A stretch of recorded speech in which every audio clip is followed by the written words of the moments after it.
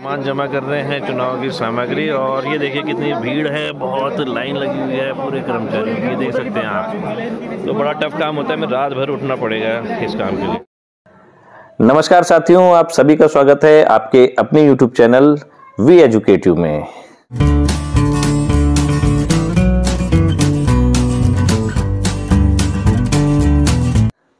साथियों, मतदान समाप्ति के पश्चात जो मतदान दल के जितने भी सदस्य होते हैं उनमें पीठासीन भी शामिल हैं, प्रथम, द्वितीय और तृतीय मतदान अधिकारी।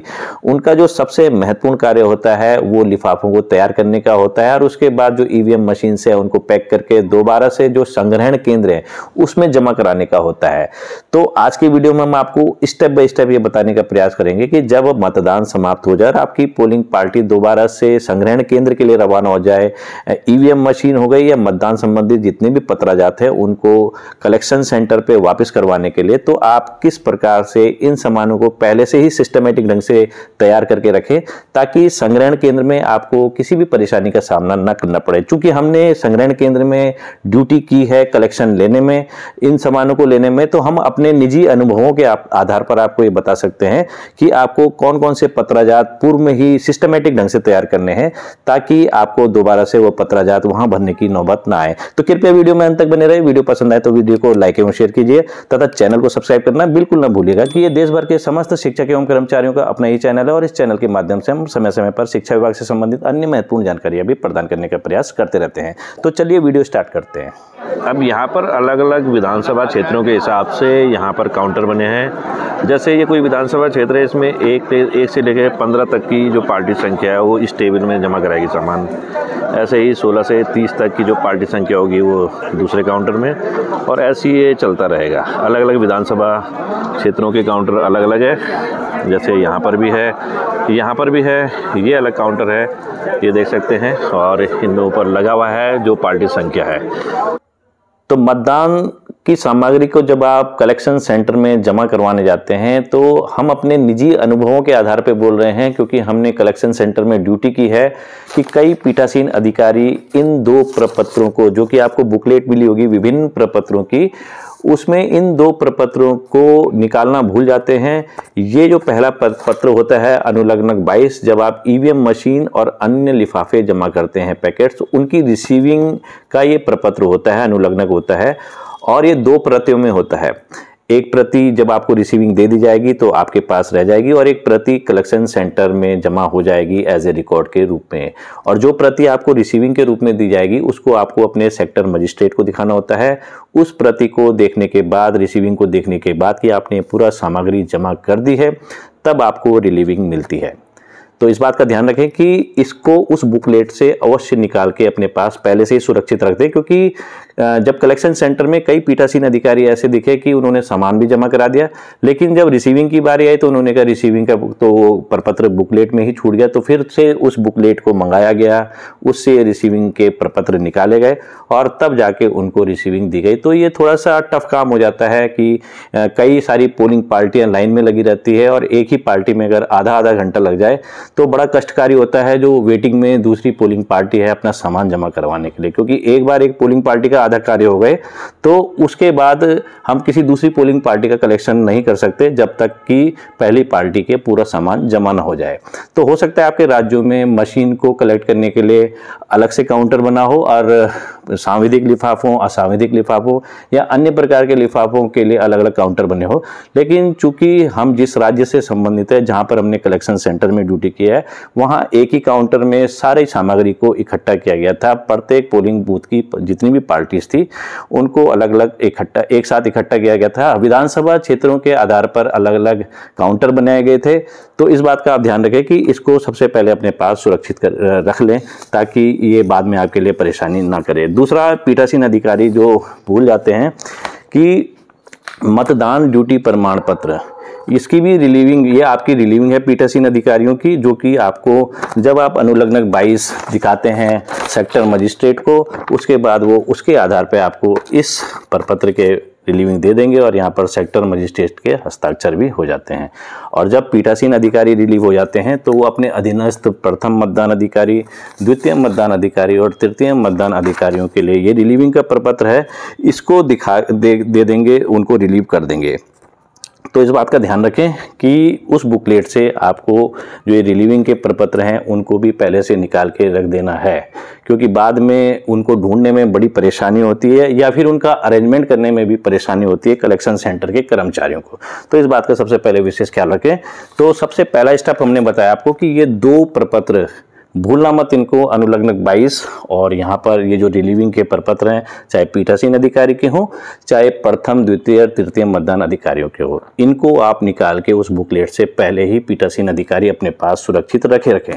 कि जब आप सबसे पहले सामान जमा कराने आएंगे तो ये जो रिसीविंग वाला फॉर्मेट है इसको भर के ज़रूर लाइएगा, क्योंकि इसमें आपको रिसीविंग मिल जाएगी। अभी मैं दिखाऊंगा उसको रिसीविंग वाला फॉर्मेट। ये इस प्रकार का रिसीविंग वाला फॉर्मेट होगा अनुलग्नक 22 में, क्योंकि एक प्रति इसकी आपको रिसीविंग के रूप में दे दी जाएगी और एक यहाँ जमा हो जाएगी। इसी के बेस में आपको रिलीविंग मिलती है। ईवीएम मशीन को जमा कराने का होता है। तो ईवीएम मशीन के कितने पार्ट्स होते हैं, जैसे कि कंट्रोल यूनिट हो गया, बैलेट यूनिट हो गया, वीवीपैट हो गया, और एक वीवीपैट की जो बैटरी होती है उसको भी आपने निकाला होगा, उसको भी आपको जमा कराना पड़ता है। तो जब मशीन आप जमा करवाते हैं तो उसके लिए आपसे जो पैकेट नंबर 1 है उसको मांगा जाता है।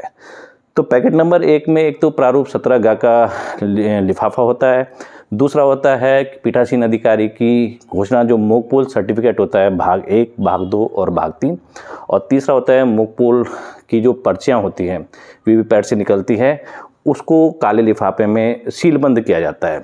तो वो वाला लिफाफा होता है। लेकिन एक बात का ध्यान रखें कि जो कंट्रोल यूनिट होती है उसका जो कैरिंग केस होता है, जो सील्ड होता है एड्रेस टैग से, तो उसके एक किनारे पर ही आप जो पहले पैकेट का प्रारूप 17 वाला लिफाफा है उसको भी धागे से बांध के सुरक्षित रखें, क्योंकि मशीन को कलेक्ट करते समय सबसे पहले जो कंट्रोल यूनिट का जो कैरिंग केस है उसमें प्रारूप 17 वाला लिफाफा आपको बांध के रखना है। दूसरा जो हमने बताया काला लिफाफा, और तीसरा हमने बताया आपको कि मोकपोल का जो प्रमाण पत्र है भाग 1, भाग 2 और भाग 3 वो रखना है। जब ये आप दे देंगे उसके बाद ही आपकी मशीन जमा होगी, इस बात का ध्यान रखें। तो जब कोई पार्टी अपना सामान जमा कराने आएगी तो सबसे पहले इनसे मशीन ली जाती है, और मशीन में देखिए कंट्रोल यूनिट और इसके साथ ये 17C का यहाँ पर लिफाफा इसके साथ बांध दिया जाता है। साथ में जो मोकपोल पर्ची का काला लिफाफा होता है वो सीलबंद होता है, वो लिया जाएगा, और उसके साथ एक जो पीठासीन अधिकारी की मोकपोल संबंधी घोषणा होती है भाग 1, भाग 2, भाग 3 वो ली जाती है। उसको मोकपोल सर्टिफिकेट भी बोलते हैं। तो वो सबसे पहले लेके ये चले जाएगी मशीनें इन पत्राजातों के साथ स्ट्रॉन्ग रूम में। उसके बाद हम दूसरा लिफाफा लेंगे, लेकिन पहले मशीन का कार्य पूरा कर लेते हैं, इनको लेने का कार्य। तो ये है वीवीपैट से निकली जो मोकपोल की पर्चियाँ, उससे काला लिफाफा, ये सील बंद रहता है लाख से, और पिंक पेपर सील से भी सील बंद रहेगा। तो पहला काम ये हमारा हो जाता है, सबसे पहले यही लिया जाएगा। दूसरा कि जब ये स्टेप हो जाएगा आपका, जब आपकी मशीन जमा हो जाएगी तो उसके बाद आपसे जो दूसरा पैकेट है वो नहीं मांगा जाएगा। सबसे पहले आपसे मांगा जाता है प्रारूप 17 की 2 प्रतियाँ। तो आपने प्रारूप 17 की कई सारी प्रतियाँ बनाई होगी, क्योंकि आपको पोलिंग एजेंट्स को भी देनी होती है और अपने लिए भी एक सुरक्षित रखनी होती है फॉर फ्यूचर भविष्य के लिए, कि कभी आपसे निर्वाचन आयोग से आपको फ़ोन आ जाता है कि आपने यहाँ पर मिस्टेक की, तो आपके पास एक प्रूफ रहता है कि नहीं जी मैंने तो ये भरा था। तो 2 प्रतियाँ आपसे मांगी जाएगी प्रारूप 17 की, और पीठासीन अधिकारी की डायरी की 1 प्रति मांगी जाएगी। उनको क्रॉस चेकिंग किया जाता है दोनों को कि इनमें कुछ मिसमैच तो नहीं हो रखा है। ये सबसे महत्वपूर्ण दस्तावेज होते हैं प्रारूप 17 17C और पीठासीन अधिकारी की डायरी वाली रिपोर्ट जो होती है, वो 2 महत्वपूर्ण दस्तावेज है। इसमें आप ध्यान रखें कि जो मतदान प्रत्येक 2 घंटे में हो रहा है उसमें मिसमैचिंग ना हो, और अन्य चीज़ें भी देख ले, ईडीसी वोटर्स का भी देख ले, जहां आपने ईडीसी वोटर्स का जिक्र किया है वो same as it is 17C में, और पीठासीन अधिकारी की जो डायरी है उसमें मैच करते हैं कि नहीं, इनको मैचिंग कराया जाता है। इस बात का ध्यान रखेंगे, तभी आपसे दूसरा पैकेट, तीसरा पैकेट, चौथा पैकेट और 5वां पैकेट लिया जाता है। तो जब इनकी मैचिंग हो जाती है, कलेक्शन सेंटर के जो कर्मचारी हैं वो संतुष्ट हो जाते हैं कि इनके द्वारा जो प्रपत्र भरे गए हैं प्रारूप 17 और पीठासीन अधिकारी की डायरी वो मैच करते हैं, तो उसके बाद इसको डबल लेयर क्रॉस चेकिंग में भेजा जाता है ARO की टेबल में। तो उसको भी हम दिखाते हैं आपको विजुअल के माध्यम से, वीडियोग्राफी के माध्यम से, कि कैसे इनको चेकिंग की जाती है। तो चलिए इसको भी देख लेते हैं थोड़ा।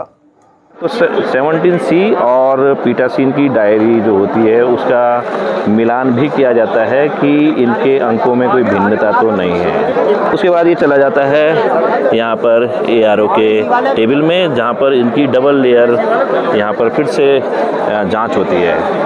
तब तक फिर ये जो दूसरा पैकेट आ जाएगा आपका समीक्षा लिफाफा वाला, इसमें जो ये चीज़ें होती हैं इनको लिया जाता है बारी बारी से। तो अब ये जब आपका प्रारूप 17G और पीठासीन अधिकारी की डायरी का मिलान हो जाता है, उसमें कोई मिस्टेक नहीं पाई जाती, तब आपसे दूसरा पैकेट मांगा जाता है लिफाफों का। एक बात का और विशेष ख्याल रखिएगा कि कई पीठासीन अधिकारियों की या कई मतदान अधिकारियों की क्वेरी रहती है कि किन किन को सील करना है, किन किन को अनसील्ड रखना है। तो हम आपको पहले बताते हैं कि जो तीसरा पैकेट होता है सांविधिक लिफाफों का, उसके अंदर के जितने भी लिफाफे होंगे वो सब सील्ड होंगे, उनको खोल के चेक नहीं किया जाता। जो उनका मास्टर लिफाफा होता है सांविधिक लिफाफों का, उसके मुंह को आप सील ना करें, क्योंकि उसके मुंह को खोल के ही हमें अन्य पैकेटों को ये जांच करनी पड़ती है कि सीलबंद हैं कि नहीं है। इसके अलावा जो पहला पैकेट आपने मशीन के साथ दिया है, उसमें केवल जो वीवीपैट की पर्चियों वाला लिफाफा होता है, मोकपोल की पर्चियों वाला काला लिफाफा, वही लाख या चपड़े की सहायता से सीलबंद किया जाता है और पिंक पेपर सील की सहायता से सीलबंद किया जाता है। तो पहले पैकेट का जो तीसरा लिफाफा है, जो मोकपोल संबंधी पर्चियां होती है, उसके काला लिफाफा, वो लाख या चपड़े से सीलबंद होगा।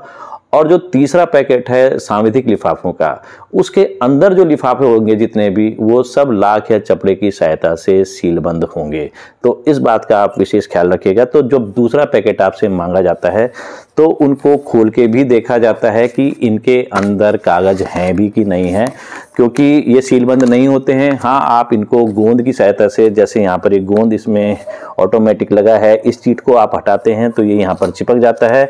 तो हो सकता है आपके राज्य में इस प्रकार के इन्वेलप ना हो, तो आप उनको गोंद से तो चिपका सकते हैं, लेकिन फिर भी जो कलेक्शन सेंटर के कर्मचारी होते हैं उनको खोल के देखना पड़ता है। अब इस पैकेट में कौन कौन से लिफाफे आते हैं, इसकी पूरी जानकारी हम आपको पहले ही दे चुके हैं। तो आपको दूसरा पैकेट तैयार रखना है बिना सीलबंद किए लाख या चपड़े की सहायता से। पहले बता रहे हैं, कई साथियों ने मिस्टेक की थी कि इसको भी लाख या चपड़े की सहायता से सीलबंद कर दिया था। ऐसा बिल्कुल नहीं करना है। केवल ध्यान रखिएगा तीसरे पैकेट का जो जितने भी अंतर्गत लिफाफे होंगे वो सीलबंद होंगे। जब दूसरा पैकेट आपसे मांग लिया जाता है, उसके बाद तीसरा पैकेट महत्वपूर्ण पैकेट है सांविधिक लिफाफों का। इनको खोल के नहीं देखा जाता, केवल ये देखा जाता है कि ये अंदर से सीलबंद किए गए हैं या नहीं किए गए। हाँ, जो इसका मास्टर लिफाफा होता है, मैं आपको पहले बताता हूँ, यहाँ पर आप देखेंगे ये इसका मास्टर लिफाफा है। इसको आप चाहें तो इसके अलग अलग पार्ट्स को सील कर सकते हैं, लेकिन इसके मुंह को आप खुला रखेंगे। ये ध्यान रखिएगा, इसके मुंह को खुला रखेंगे ताकि जो इसके अंदर जितने भी लिफाफे हैं उनको हम ये चेक कर पाएँ कि ये सीलबंद हैं कि नहीं है लाख या चपड़े की सहायता से। इनको पूरा सीलबंद करेंगे आप लाख या चपड़े की सहायता से, इस बात का ध्यान रखिएगा, क्योंकि इनको खोल के कोई नहीं देख सकता कि इसके अंदर आपने कौन से पत्राजात रखे हैं। तो ध्यान रखिएगा, तीसरे पैकेट के अंदर जितने भी लिफाफे होंगे वो लाख या चपड़े की सहायता से सीलबंद होंगे। और जो मास्टर लिफाफा है इसका, उसको लाख या चपड़े की सहायता से आप यहाँ अन्य भागों में तो सीलबंद कर सकते हैं, लेकिन इसके मुंह को आप खुला ही छोड़ दें तो बेहतर होगा, क्योंकि इसके अंदर के लिफाफों को क्रॉस चेकिंग करनी पड़ती है कि वो सीलबंद हैं कि नहीं है। तो पहले आ गया ये जो दूसरा पैकेट है, उसका पहला जो इसके अंदर के, अब ये है तीसरा जो सांविधिक लिफाफे होते हैं। और ये देखिए ये सील्ड है, लेकिन हमें इनकी पूरी जांच करनी होती है बिना सील खोले कि इसके अंदर कुछ मटेरियल है भी कि नहीं है। तो वो देख रहे हैं हम।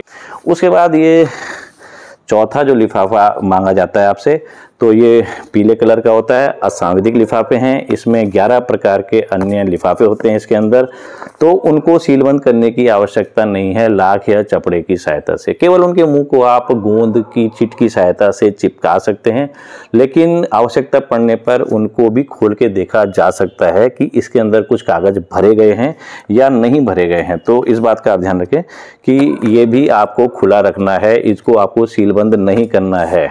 जैसे ये चौथा पैकेट खुला है असावधिक लिफाफों का, तो इसमें तो 11 प्रकार की सूचनाएं हैं, वो अलग अलग पैकेटों में लिफाफों में रखी गई है और ये बारी बारी से इनसे मांग भी रहे हैं और जमा करा रहे हैं। तो ये पूरी संतुष्टि होती है, तब जाके ही ये कार्य संपादित होता है जमा करने का। और यहाँ पर आप देख सकते हैं कि थकान इतनी लग जाती है कि ये देखिए ये सो भी गए हैं। तो ये थकान स्वाभाविक है कि लगातार उठे रहना, रात भर उठे रहना सामान जमा करने के लिए बहुत ही दुखदायी होता है, लेकिन क्या करें, शासकीय कार्य है। उसके बाद जब चौथा पैकेट आपका जमा हो जाता है तो ये पांचवा पैकेट जो कि भूरे रंग का है, ये भी आपसे मांगा जाएगा और इसके अंतर्गत जो प्रयुक्त स्टाम्प पैड होता है, जो कि एरोक्रॉस, रबड़ मोहर या अंगूठे के निशान के लिए काम आता है, हस्तपुस्तिकाएँ होती है जो पीठासीन अधिकारी की हस्तपुस्तिका होती है, और जितने भी निर्देश दिए गए हैं उसका ये लिफाफा होता है, उनको इसके अंदर आप रख सकते हैं। प्रयुक्त और शेष अमिट चाय की शीशियों तथा प्रयुक्त स्टाम्प पैड का लिफाफा, तो ये इसके अंदर रखेंगे। इसको भी आप सीलबंद नहीं करेंगे, ध्यान रखिएगा, ये लाख या चपड़े की सहायता से सीलबंद नहीं होगा, ये केवल गोंद से चिपका सकते हैं, लेकिन ये सीलबंद नहीं होगा ये वाला भी। और अंत में आपसे छठा लिफाफा मांगा जाता है, जिसके अंदर जितनी भी सामग्रियां हैं, जैसे आप देख सकते हैं उम्मीदवार सूचना पुस्तिका है, अन्य प्रयुक्त फॉर्म है, पीठासीन अधिकारी की धातु की मुहर है, निविदा मतपत्रों को चिन्हित करने के लिए एरोक्रॉस रबड़ स्टैंप है, अमिट शाही को रखने के लिए कप है, ये इसके अंदर आप डाल देंगे इस बड़े लिफाफे के अंदर। और इस लिफाफे को भी आप जो आपको या तो आपके राज्य में कैनवस बैग दे रखा होगा या फिर अन्य प्रकार का जो भी बैग दे रखा होगा उस बैग के अंदर रख के दे देंगे, तो ये सामग्री आपकी जमा हो जाएगी। और जब उत्तराखंड राज्य में राज्य निर्वाचन आयोग ने अपनी सुविधा के अनुसार 7वां और 8वां पैकेट भी तैयार करवाया था, लेकिन उत्तर प्रदेश में जो हमें सूचनाएं मिली हैं उसमें 6 ही प्रकार के पैकेट हैं, 7वां और 8वां प्रकार का पैकेट नहीं है। तो हम 6 पैकेटों के आधार पर ये वीडियो बना रहे हैं। और जब ये 6 पैकेट आपके पूरी सामग्रियों समेत संतुष्टि हो जाती है कलेक्शन सेंटर के कर्मचारियों की, इनके 6 पैकेट ये जमा हो गए हैं, उसके बाद वो इस कागज़ में जो रिसीविंग कागज़ है अनुलग्नक 22, उसमें यहाँ पर हस्ताक्षर कर देते हैं प्राप्तकर्ता के। आप देख सकते हैं यहाँ पर पीठासीन अधिकारी के हस्ताक्षर होंगे, यहाँ प्राप्तकर्ता के। और जब इसमें आपको रिसीविंग मिल जाएगी तो आप इसको सेक्टर मजिस्ट्रेट के पास ले जाएंगे और वहाँ पर जाके सेक्टर मजिस्ट्रेट आपको इस प्रारूप में आपको रिसीविंग दे देंगे, जो पीठासीन अधिकारियों के लिए प्रारूप है ये वाला। यहाँ पर आप देख सकते हैं कि सबसे नीचे रिटर्निंग ऑफिसर के भी हस्ताक्षर होते हैं। तो इस प्रकार से ये आपको रिलीविंग प्रदान कर दी जाती है और आप उसके बाद अपने अधीनस्थ पीठासीन अधिकारी के अधीनस्थ जितने भी कर्मचारी हैं उनको रिलीव कर सकते हैं इस प्रारूप की सहायता से। जो ये रिलीविंग का प्रारूप है, इसकी सहायता से आप उनको रिलीव कर सकते हैं। तो अगर आप इस ढंग से इस कार्य को संपादित करेंगे तो आपका सामान 10 से 15 मिनट के बीच में ही आसानी से जमा हो जाएगा और आपको कोई तकलीफ भी नहीं होगी। तो साथियों, आज के वीडियो में इतना ही। आपको ये वीडियो कैसा लगा? यदि ये वीडियो आपके लिए लाभकारी साबित होता हो तो कृपया वीडियो को अधिक से अधिक लाइक एवं शेयर कीजिएगा तथा चैनल को सब्सक्राइब करना बिल्कुल ना भूलिएगा। धन्यवाद।